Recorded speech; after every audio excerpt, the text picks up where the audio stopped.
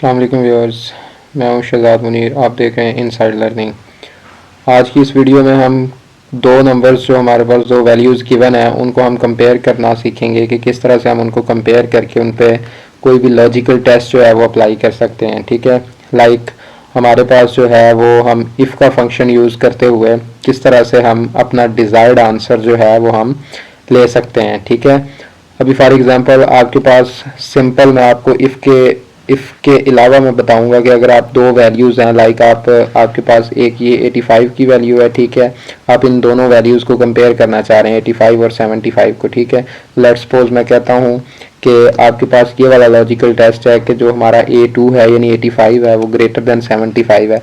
ठीक है, तो जब आप इसको इंटर करते हैं तो आपको आंसर जो मिलेगा वो ट्रू मिलेगा। ठीक है, जब आपने ट्रू एंड फॉल्स में आपने आंसर चाहिए होगा आपको, तो आप जस्ट क्या करेंगे, जिस तरह मैंने इक्वल का साइन लगाया और फिर लॉजिकल टेस्ट अप्लाई किया तो आपके पास वो वाला आंसर आ जाएगा। ठीक है, अब आप चाहते हैं कि आपके पास 1 या 0 में आंसर आए। ठीक है, तो आपने क्या करना है, आपने इफ फंक्शन अप्लाई करना है। ठीक है, इसको आप उस तरह से डायरेक्ट लॉजिकल टेस्ट अप्लाई करके नहीं कर सकते। तो इसके लिए आप इफ फंक्शन जो है जब आप टाइप करते हैं तो आपके पास आ जाता है पहली वैल्यू, वो कहता है लॉजिकल टेस्ट। ठीक है, लॉजिकल टेस्ट हमारा क्या है कि हम देख रहे हैं कि हमारे पास जो वैल्यू 1 है दैट इज ग्रेटर देन 75। ठीक है, ये मैंने लॉजिकल टेस्ट लगा दिया।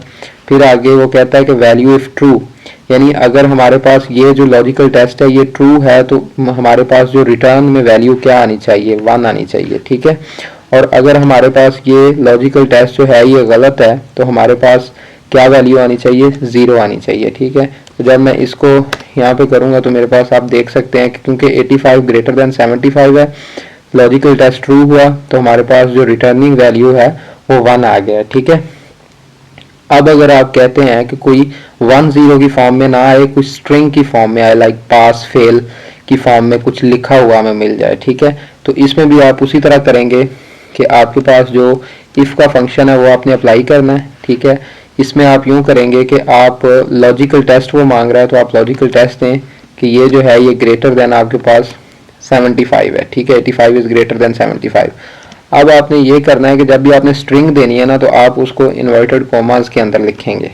ठीक है, आपने उसको इन्वर्टेड कॉमास के अंदर लिखना है, बजाय इसके कि पहले हम 1 0 सीधा सीधा लिख रहे थे, हम इन्वर्टेड कॉमास नहीं दे रहे थे।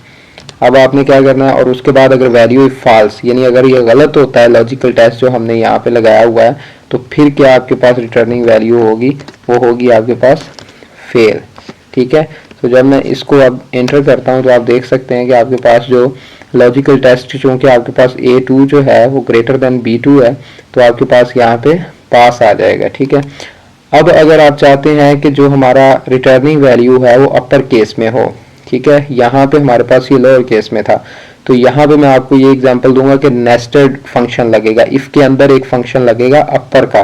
ठीक है, वो किस तरह होगा, अब आप यहाँ पे इफ लगाते हैं। ठीक है, फिर आप पहला क्या है, लॉजिकल टेस्ट है। ठीक है, ये वाली वैल्यू हमारी ग्रेटर देन इस वैल्यू के है। ठीक है, अब आपने क्या करना है, आपको चाहिए कैपिटल में ये वाली चीज़। ठीक है, अपर केसेस में चाहिए, तो अब आप क्या करेंगे, एक अपर केस वाला जो है वो आप फार्मूला फंक्शन यहाँ पे अप्लाई करेंगे। ठीक है, और मैंने ये यहाँ पे लिखा हुआ है कि अगर आपके पास ये ट्रू होता है तो जो हमारा पास है उसका आपके पास जो है वो अपर केसेस में वो लिखा होना चाहिए। ठीक है, इसी तरह अगर आपके पास वो गलत है ये वाला जो लॉजिकल टेस्ट है तो यहाँ पे हम क्या करेंगे, दोबारा से हम अपर का जो है वो हम फंक्शन लगाएंगे। ठीक है, और हमारे पास फेल आ जाना चाहिए। ठीक है, तो स्टूडेंट्स ये जब आप इस तरह इसको करेंगे तो आप देख सकते हैं कि आपका जो लॉजिकल टेस्ट है जब वो ट्रू हुआ है तो यहाँ पे आपके पास पास आ गया। ठीक है, अब मैं यहाँ पे आपको वैल्यू चेंज करके भी दिखा देता हूँ कि अगर हम 95 करते हैं तो आप देख सकते हैं वो सारे फंक्शन जो हमारे थे, जो हमारी रिटर्निंग वैल्यूज थी वो चेंज हो गई हैं क्योंकि हमारा लॉजिकल टेस्ट उधर गलत हो गया है। ठीक है, तो अब मैं इसको वापस ले जाता हूँ। अब इसी तरह आपके पास आप चाहते हैं कि जब हमारा लॉजिकल टेस्ट ट्रू हो तो आपके पास ये दो वैल्यूज जो हैं, ये दो वैल्यूज जो हैं हमारे पास, इनका सम रिटर्निंग वैल्यू बने। ठीक है, और अगर फॉल्स हो तो हमारे पास जो रिटर्निंग वैल्यू है वो 0 आ रही हो, यानी कि आंसर हमारा 0 आ रहा हो। ठीक है, तो इसके लिए आप क्या करेंगे, आप इफ का फंक्शन लगाएंगे। ठीक है, अब आप पहले क्या करेंगे, उसका जो हमारा है लॉजिकल टेस्ट वो अप्लाई करेंगे। ठीक है, लॉजिकल टेस्ट कुछ भी हो सकता है, मतलब आप जिस तरह भी उसको करना चाह रहे हैं, आप इक्वल टू लगा सकते हैं, ग्रेटर देन लगा सकते हैं, लेस देन लगा सकते हैं। ठीक है, ये डिपेंड करता है आपके उस डाटा पे जिधर आप ये चीज़ अप्लाई करना चाह रहे हैं, इफ़ का फंक्शन जो है। ठीक है, उसके बाद नेक्स्ट आपने क्या करना है, value if true. Value if true क्या है हमारे पास कि ये चीज़ जो है ये प्लस हो के हमें आ जाए इस चीज़ में। ठीक है, इसी तरह अगर आपके पास वैल्यू इफ फॉल्स है तो आपने 0 रिटर्न करना है। ठीक है, तो यहाँ पे मैं करता हूँ तो आप देख सकते हैं कि 85 प्लस 75 इज इक्वल टू 160 होता है। हमारे पास लॉजिकल टेस्ट जो था वो ट्रू हुआ तो 160 इधर रिटर्न हो गया। ठीक है, इसी तरह मैं आपको नेस्टेड फंक्शन की एक और एग्जांपल देता हूँ कि अगर इफ के अंदर ही आपने एक कोई नेस्टेड फंक्शन लगाना है। ठीक है, लाइक आपके पास यहाँ पे मैं क्या करता हूँ, इफ लगाता हूँ। ठीक है, इफ लगाने के बाद मैं लॉजिकल टेस्ट अप्लाई करता हूँ। आपके पास लॉजिकल टेस्ट ये है। ठीक है, जो मैं यानी फॉलो कर रहा हूँ, आप कोई भी मतलब आप डाटा पे जो भी डिपेंडेंसी होगी उस तरह आप कर सकते हैं। ठीक है, मैं कहता हूँ कि अगर ये लॉजिकल टेस्ट ट्रू है तो जो आज की डेट है वो रिटर्न हो जाए हमारे पास। ठीक है, तो मैं टुडे कर दूंगा। ठीक है, और अगर यही वाला जो फंक्शन जो हमारा लॉजिकल टेस्ट है ये हमारा रॉन्ग जाता है, ठीक है, गलत होता है, तो क्या हो, आज से 10 दिन बाद की डेट दे दे।